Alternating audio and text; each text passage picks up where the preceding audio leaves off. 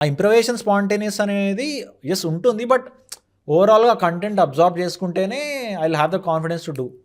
ఊరికే చేయాలనే ఇంప్రవేషన్ చేయకూడదు, ఓన్లీ ఇన్ ద పరిధిలోనే చేయడం మ్యాటర్స్ అనమాట. సో అదంతా అబ్జర్వ్ చేసుకుంటే ఆ క్యారెక్టర్ని కొంచెం మనలో తీసేసుకుంటే అప్పుడు ఏమన్నా చేసుకోవచ్చు. సో దానికి నాకు టైం పడుతుంది అనమాట.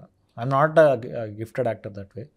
సో అట్లా కొన్ని అబద్ధాలు చెప్తారు, తప్పదు వినాలి. కాదు అంటే if time permits something you wanted to pursue అంటే ఏంటి అదర్ దెన్ యాక్టింగ్? ఏమో లేదండి, నిజంగా అసలు ఐ డోంట్ నో. అంటే ఇప్పుడు ఐటీలో పనిచేసినప్పుడు ఈ క్వశ్చన్ అడిగితే ఆన్సర్ వేసామండి యాక్టింగ్ అని. ఇప్పుడు తీరా మొత్తం దీంట్లోకి వచ్చేసిన తర్వాత ఇంకేమొచ్చరా నాకు అనుకుంటా. బట్ అగైన్ సినిమాలు వర్కౌట్ అయిపోతే మళ్ళీ ఐటీకి వెళ్ళిపోవచ్చు, ఆ కాన్ఫిడెన్స్ అయితే ఉంది.